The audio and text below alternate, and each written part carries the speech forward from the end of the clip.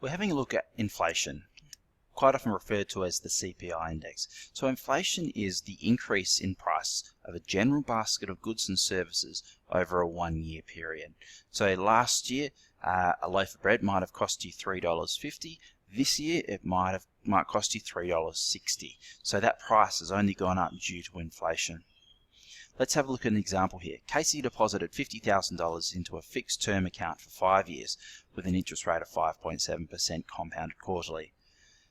Find the value of her investment after 5 years. So into our calculator, we're going to put in all the different values we have. So we'll write them out first. So she's put $50,000 into the account. She's done it for 5 years. It's compounding quarterly. Their interest rate was 5.7.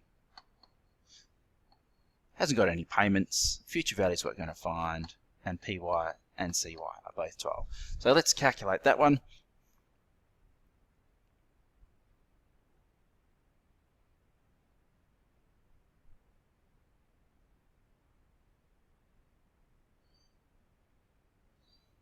PY and CY are both 12. And now we're going to find the future value. So it's worth $66,443.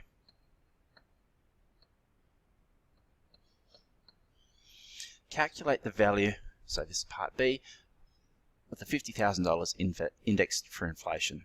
So you could do this two different ways. So we could use our compound interest formula, FV equals PV1 plus I to the N.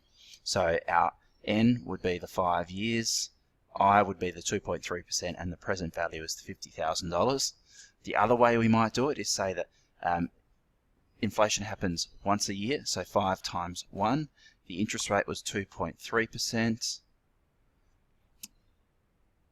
Still got $50,000. We're finding the future value, and inflation happens once a year, so PY and CY both need to be 1.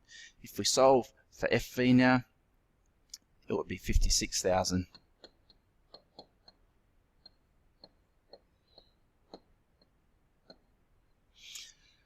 Find the real increase in the value of her investment. Well, that's the 66,000 minus the 56,000, so around about $10,423. What is the real average annual percentage increase in her investment? So what we're saying, over the 5 years, the annual rate, so by 1, what is the rate when really the money is worth 56,000